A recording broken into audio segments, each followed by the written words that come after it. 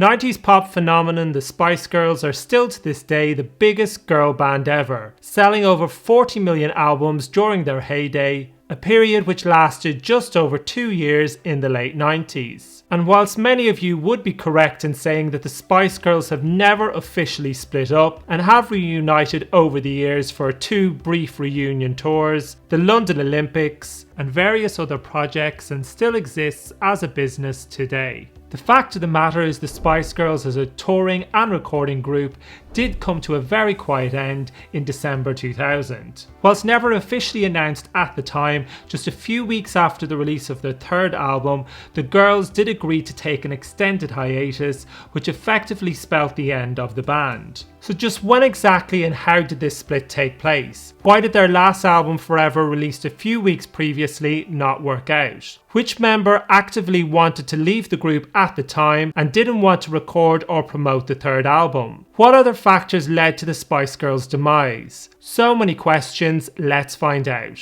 So when did this split, which seems to have flown completely under the radar, actually happen? Well, in Mel C and Mel B's autobiographies, and in pop critic David Sinclair's in-depth book on the girls from 2004, all three talk about a secret meeting which was held at the Spice Girls' then offices in Marylebone, London a few weeks before Christmas 2000. In Mel C's book, she confirms the meeting took place partly because of her appearance on the Frank Skinner show, where she let slip that she had left the band. And it was also held to talk about the Forever campaign and the future of the Spice Girls. As reported in David Sinclair's book, Melanie B and Emma Bunton were willing to continue promoting Forever, but Mel C and Vicki Beckham had had enough and wanted to focus on their solo work. It was agreed there would be no formal announcement in order to avoid a media circus, and the girls didn't reunite until 6 years later for a short tour. Now let's look at some of the reasons for the split. The Spice Girls' third album Forever was released just a few weeks before, on the 6th of November 2000. It had been 3 whole years since their last album Spice World, and over 2 years since Jerry had done a runner after a concert in Helsinki. And understandably, in that time the group dynamic had changed dramatically. They were older, obviously, a whole lot richer, and 2 of them had got hitched and even had kids. The album was recorded at Abbey Road Studios and Whitfield Street Studios in London, and the Hit Factory in Miami. One of the key collaborators on the first 2 albums, the Absolute Boys, were no longer working with the girls. According to Halliwell's autobiography, upon leaving the group, Jerry asked them to work on her solo album. When the Spice Girls camp, I'm not sure exactly who, caught wind of this, they issued an ultimatum. You can work with Jerry or the group, but you can't work with both.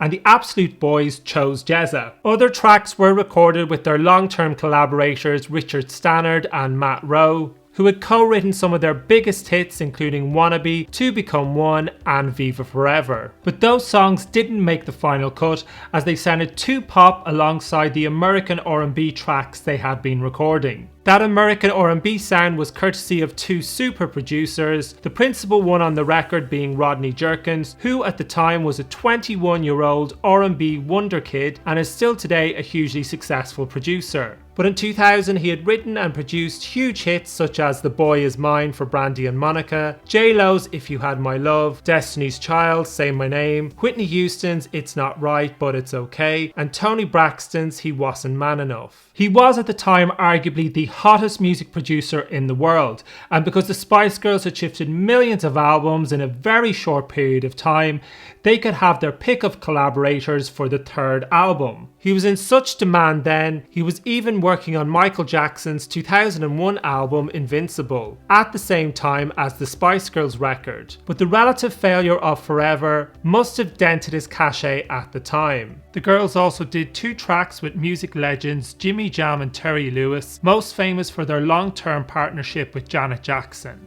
Upon its release, Forever didn't perform as well as many expected, but with the benefit of hindsight, it was more than apparent for some time leading up to the album that all was not well in Spice World. The truth of the matter was that the Spice Girls had drifted apart. I should add at this point that I still love the album and I think Holler is an absolute banger, but after the huge success they'd achieved, it's hard to deny that the Forever era was a bit of a disappointment. As with any major album, especially from a group as big as the Spice Girls, and one being released internationally with some of the world's biggest producers on board, a full-on marketing campaign and promotional tour was expected and needed to start 2 to 3 months in advance. You would expect the girls to clear their calendars for the album's release, but Mel C and Mel B kept working on their solo careers in tandem with the Forever campaign, which I will talk more about later. But the promotional tour was brief and the marketing campaign uninspired. No one-off concerts, nothing special to create any real sense of buzz or excitement. And the Spice Girls' new mature image just left them looking like pop stars from a pop star catalogue, which went completely against the Spice Girls' original message of celebrating individuality. The strong visual identity they once had was no more.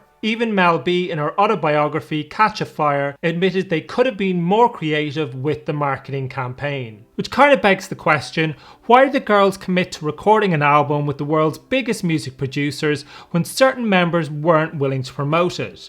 Perhaps because having that conversation would mean having to admit that the group was over. Nancy Phillips, who was in charge of the Spice Girls' diaries at the time, had this to say on the situation. Discussions had taken place about what would be done in terms of promotion, and Melanie had put her cards on the table and made it clear that it was limited what she was prepared to do, so it was really difficult. Victoria Beckham in her book also had reservations about a full-on promotional tour, and it doesn't matter how big you are, if you want to number one, you have to do massive promotion, and this time around we just weren't prepared to do that. 2 of us had children, we all had careers, and there's only so long you can live in a Spice bubble. Most of the reviews for the album at the time were less than favourable, with the general consensus being that these American producers had sapped the girls of their character and English charm and left them sounding somewhat generic. A review from US magazine Entertainment Weekly at the time wrote this about the album.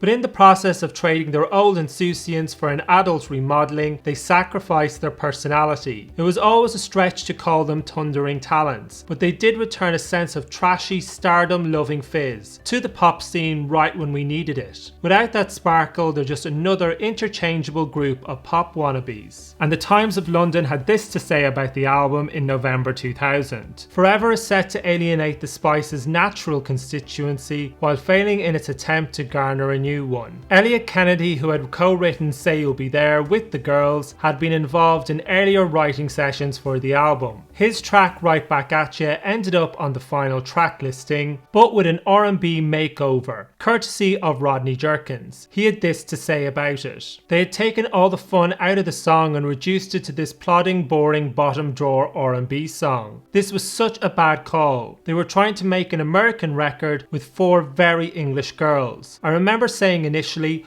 why are they doing this? And the answer came back, oh, we can't get away with another album like the other 2 in America. They wanted to try and max the sales as much as they could by making an American record for America, and they lost their audience in the process. It was a terrible A&R decision. Holler was quite a cool song, and that was all they needed to do. One song by Rodney Jerkins like that. But don't let him do the whole album, for God's sake. It had been 3 years since the release of their last album, the girls had grown up, so had their fans, and the music landscape had really evolved.